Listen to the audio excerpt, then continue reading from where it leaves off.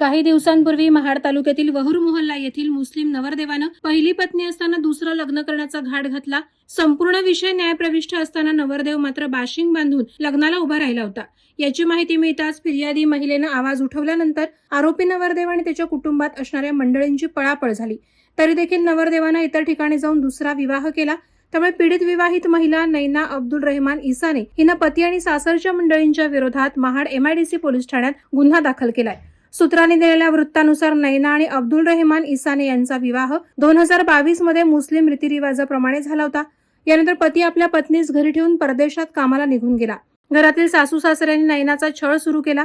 आमचा मुलगा बाहेरगावी कामाला आहे, त्याच्या व्यवसायाकरता 1 करोड रुपयांनी तुमचा बिरवाडी शहरात असलेला वडिलांचा फ्लॅट आम्हाला दे अशी मागणी पीडित विवाहित महिलेकडे केली.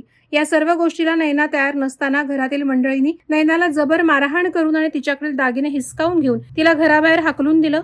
यानंतर घरातील इतर आरोपींनी तिला 3 वेळा तलाक तलाक तलाक असं बोलून घराबाहेर काढून तिचा शारीरिक आणि मानसिक छळ केला. याबाबत आरोपी अब्दुल रहमान नदीम इसाने, आरोपी नदीम इसाने, आरोपी निलोफर नदीम इसाने, आरोपी सलीम इसाने, आरोपी फिरदोस उर्फ गोमा जाकीर इसाने सर्व राहणार वहूर मोहल्ला तालुका महाड यांच्या विरोधात गुन्हा दाखल झालाय.